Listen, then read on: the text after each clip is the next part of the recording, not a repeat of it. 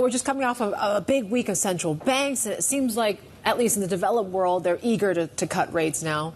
On the flip side, in this part of the world, we have a China economy that's still waiting for more signs of green shoots.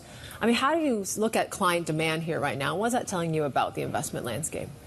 Yeah, well, that's really why I'm here, meeting institutional investors, banks, insurers and pensions. And we're seeing a world where there is policy divergence. You mentioned that. We had the US, dovish calls out of the US, Canada, Europe, UK. But we saw the Bank of Japan tighten for the first time in 17 years last week. So we're actually emphasizing income strategies for our clients for the reasons that rates are coming off. There's a divergence between growth and there's high geopolitical risk in the world. So we think that we are well positioned across dividend-paying equities, across fixed income, and also across alternative investing. And in this type of environment, there really is a role for active investing. I mean, how do you look at just overall a Fed is looking at maybe a higher neutral rate? I mean, given just the resilience in the economy and all that, I mean, is that meaning lower future returns when it comes to fixed income? Well, we do think that last week Jay Powell's narrative was very interesting because he really signalled that they understood more about what was going on in the jobs market. So their jobs were immigration has been 1.5 million above trend line, and he really pointed at that as the reason why there was such a strong labour market, because it may have been unusual to say that we've got higher growth, inflation came in a bit hotter, and unemployment was down, but we're still confident that we can cut rates in the summer. And that was really because we believe that they understand what's going on in the labour market. Now that should augur well for the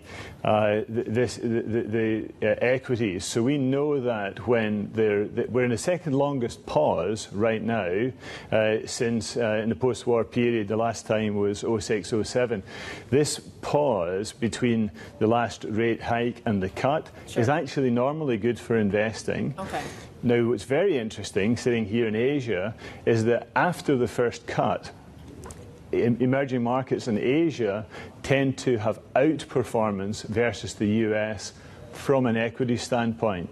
So it's sort of almost darkest before the dawn, but we do think that as rates come off, that we will see a significant bid for EM. Hold on a second, Stephen. We do have that renminbi fix just crossing the Bloomberg. As you're seeing, there's a big move when it comes to dollar China here. A bit of a drop here. 709.96. That is the strongest fix there versus estimates this year. So after what we saw on Friday, it seems like we're seeing the central bank come through with a little bit more when it comes to support for the currency here. So that's why you're seeing a bit of a reversal here. But we're still hovering around that 725 level for dollar China, which is still that 4-month low. It brings me to the China discussion then, Stephen, of how clients are looking at China now. Is there more allocation towards or less this year? Well, right now, I mean, I think we're reaching peak pessimism. You can think of investing in China right now as a contrarian bet. Valuations are incredibly compelling. Interestingly, our holdings in China, we've been investing in China for a long, long time. Last year, earnings growth in our holdings was 23%. Earnings growth in our holdings this year we're forecasting to be about 21%. So we do think that, I thought that Kristalina Georgieva's comments yesterday were true, that there's a fork in the road, and we are seeing leaders move more quickly, and I think that's a positive thing. Release data more quickly, that's a positive thing. Still the second largest economy in the world. I think the urbanization focus, which came out from Premier Li yesterday, that half the population still don't live in cities. Every 1% increase is 14 million people. So we think that the fundamental drivers, the real issue is confidence. And confidence has got to come back, and domestic confidence has got to come back. You look at China today has the highest savings rate in the world, 46%, household savings in the mid-30s, and that reflects a lack of confidence. People spend when they're confident. So we think that our clients are looking at that, and we're looking at that. It's very important that confidence comes back. When people feel more confident in the future, you will get the demand which Premier Leigh is really wanting to stoke. Stephen, is confidence an issue for your business as well? Because we see costs remaining stubbornly high. The share price has fallen by about a third, and assets under management continue to underperform, both on a 3- and 5-year basis compared to previous years. How much longer do you need to turn the ship around? So, great question, Heidi. Of course, you've got to look at it in the context of asset management, active asset management, the industry. You'll see that if you actually compare the trends within the industry, then they are more favourable. We just reported that we were able to hold our earnings within 5% of the prior year. However, that was because of the investments that we had made in the UK savings and wealth businesses. So our platforms and wealth businesses that generated very strong profitability last year, that diversification helped the model. Within our active asset management business, which is our core business, we've refocused on specialist equities, fixed income and alternatives, and improving performance and a more efficient business. I made a commitment last year that we would reduce expenses by 75 million. We exceeded that to over 100 million, and we are in the process of transforming the business still to be a more efficient investor that delivers good outcomes for clients. I would ask the question, if you're not transforming in active asset management today, if you're not reallocating capital into higher growth areas and into areas such as higher margin areas, such as wealth, then you're going to have a lot of difficulty in the future. We are 3.5 years in. The board told me it would take 5. I was hoping it would take less, but the reality is that we are highly energized and mobilized, and our team today is executing well, and I'm sure that we'll deliver on our commitments for 2024. In the meantime, though, the unfortunate reality is that a lot of investors have headed for the exits, right? You've ruled out a breakup of the business, but a lot of these investors are saying the only clear investment case would be something seismic to that. Is that something that you might reconsider, or something else that's more dramatic? So I think a breakup is a really lazy answer.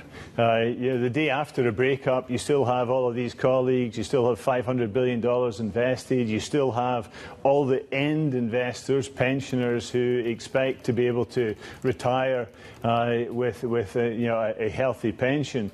So I don't think that a breakup you describe as an event. We don't consider a breakup to be a sensible thing to do at all. We think the business is very undervalued. Part of the challenge has been that we are a large emerging markets investor. Now, emerging markets have underperformed. Global institutional investors are 7% underweight in emerging markets. Now that will turn. I highlight that when rates come off and interest rates in the developed world come off, and all developed world central banks are signalling dovish intent, probably June being the first cuts. Historically, EM tends to outperform after that happens. So goes EM. Abrdn is influenced by that. Yeah. So our team on the ground here are very focused on serving clients well and in ensuring that when those rotations and allocations occur, we are ready to receive them. What does that mean then? If there's no breakup, what other scenarios are you considering there to bring your profit margins where they need to be? Is it more job cuts? Yeah, so we announced, Yvonne, a transformation program which did include job cuts. Yeah. We're not alone in doing that. Many active asset management businesses are focused on margin. The group has got 3 businesses: active asset management, yeah, advisor, and the personal business. The latter 2 being UK investing businesses. And those businesses you can think of as delivering high earnings and sustainably good margins. The key, the isolated challenge, is getting our investments business business back to positive flows, and that's about having the right products that perform well and that can operate with an acceptable margin. The programme that we announced, £150 million of transformation, we are confident will restore that margin within the asset management business.